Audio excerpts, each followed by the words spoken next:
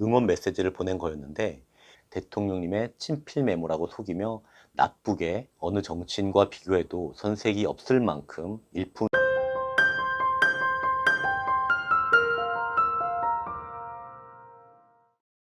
안녕하십니까, 발근의 광장의 김유종입니다. 글씨로 사람을 판단할 때가 있습니다. 글씨체를 보면 성격을 알 수 있다고도 합니다. 예를 들면 글씨를 빠르게 쓰는 사람은 활동적이고 즉흥적이다.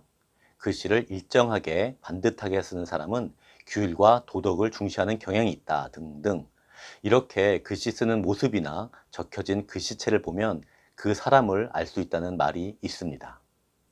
저는 악필입니다만 주변에 글씨를 잘 쓰는 사람, 명필도 분명히 존재합니다. 우리가 잘 아는 나는 떡을 썰 테니 너는 글을 쓰거라 라는 이야기로 유명한 한석봉이나 추사 김정희를 비롯해서 많은 명필가들이 있습니다. 그리고 유명한 명필가의 글씨는 훌륭한 작품이 되기도 합니다.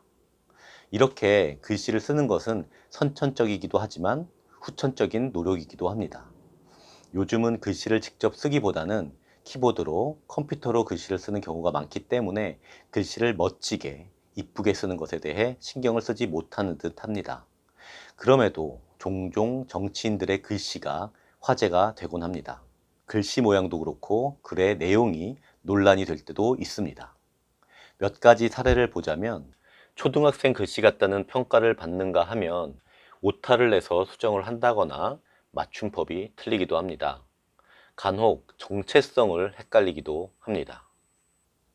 맞춤법뿐 아니라 대한민국을 대한미국이라고 쓰는 일도 있었습니다. 순국 선열들이 묻히신 현충원에서 박원순 오거돈 성추행 피해자들에게 용서를 구하는 어처구니 없는 글도 얼마 전에 있었습니다. 물론 실수할 수 있습니다. 그러나 실수가 아닌 것이 분명한 것도 있습니다. 문재인의 방명록 글 중에 논란이 된 것인데 팽목항 방명록에 사고당한 아이들에게 고맙다 라고 했습니다. 이것을 어떻게 이해할 수 있을까요? 불의의 사고로 목숨을 잃은 단원고 학생들에게 고마운 사람은 대한민국에서 단 한 사람, 바로 문재인 뿐입니다. 어쩌다 보니 소름 끼치는 본심이 드러나는 경우라 할 수 있겠습니다. 박근혜 대통령님의 글씨는 어느 정치인과 비교해도 손색이 없을 만큼 일품입니다. 선천적인 성격이 드러나는 글씨라고도 할 수 있고 후천적으로 훈련된 결과라고도 할 수 있습니다. 오랜 정치 생활 동안 글을 많이 남기셨는데 실수도 없으셨고 논란도 없었습니다. 대통령님의 글씨 중 몇 가지를 소개합니다. 먼저 대통령님의 휘호로 된 표지석이 몇 개 있는데 그 중에 세종시의 2개의 표지석을 소개합니다. 하나는 세종시청 앞에 있고 또 하나는 대통령 기록관 앞에 있습니다. 그리고 2014년 10월 30일에 국산전투기 FA-50 전력화 기념식이 있었는데 FA-50 1호기에 대통령님의 휘호 창조 국방의 나래가 쓰여 있습니다. 또 하나의 의미 있는 휘호 표지석을 말씀드리면 2015년 5월 금호공대 개교 35주년 대통령 휘호 교훈석 제막식이 있었는데 금호공대는 구미 국가산업단지 조성에 맞춰 1978년 박정희 대통령께서 설립을 추진해 1980년 개교한 학교입니다. 본관 앞에 세워진 교훈석 상단에는 한자로 정성, 정밀, 정직이라는 박정희 대통령님의 글씨 친필이 있고 그 아래에는 진리, 창조, 정직이라는 박근혜 대통령님의 한글 친필이 있습니다. 부녀 대통령의 글씨가 하나의 돌에 새겨진 의미 있는 표지석입니다. 그리고 여러 곳에 방문하셔서 방명록을 남기셨는데 그중 몇 개를 보여드리겠습니다.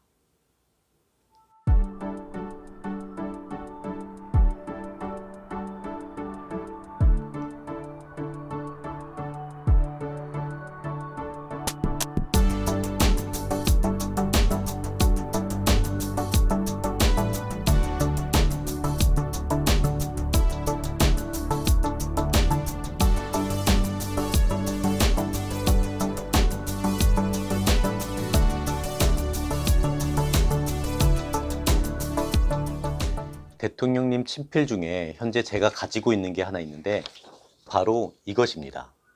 이것은 2015년 11월에 대통령님께서 자신의 페이스북을 통해 수능 시험을 앞둔 수험생들에게 응원 메시지를 보낸 거였는데, 페이스북에 단순히 글을 남기시는 것보다는 친필로 남기시는 것이 의미 있다고 생각하셔서 A4 용지에 직접 쓰신 것입니다. 대통령님 페이스북에 올리실 수 있도록 제가 종이를 받아서 사진으로 찍었던 것입니다. 그 뒤에 이 종이를 제가 보관하고 있던 것입니다. 이 게시물은 2만 명이 넘는 좋아요와 5천 개가 넘는 댓글이 달렸었습니다.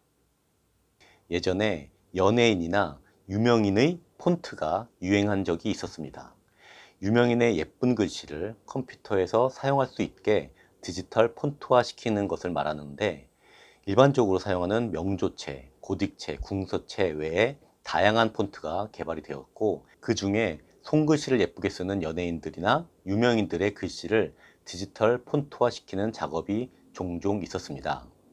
김희선 폰트, 장나라 폰트, 현빈체, 휘성체, 세븐체 등등 당시 유명 연예인들의 디지털 폰트가 제작되었었습니다.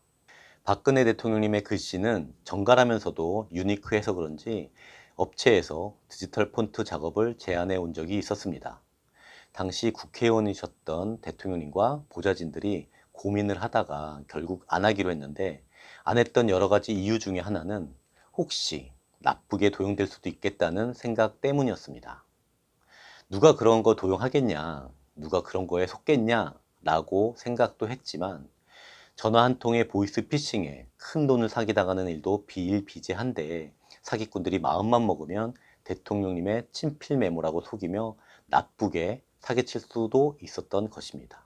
혹시라도 그런 일이 생기지 않도록 미연에 방지하는 차원에서 박근혜 폰트 제작을 거부하셨던 것입니다. 끝으로 대통령님의 여러 방명록 글씨 중에 영어로 작성된 방명록을 하나 보여드리며 마치겠습니다. 2008년 5월 21일 뉴질랜드에 있는 웨타 워크숍이라는 곳에 방문하셔서 영문으로 방명록을 작성하시는 모습이 화제가 되었던 사진입니다.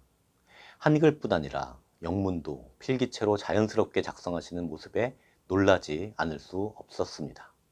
이렇게 모든 면에서 격이 다르신 박근혜 대통령님께서 하루빨리 자유의 몸이 되셔서 박근혜 광장으로 나오시는 그날을 기원하며 이번 영상을 마치겠습니다.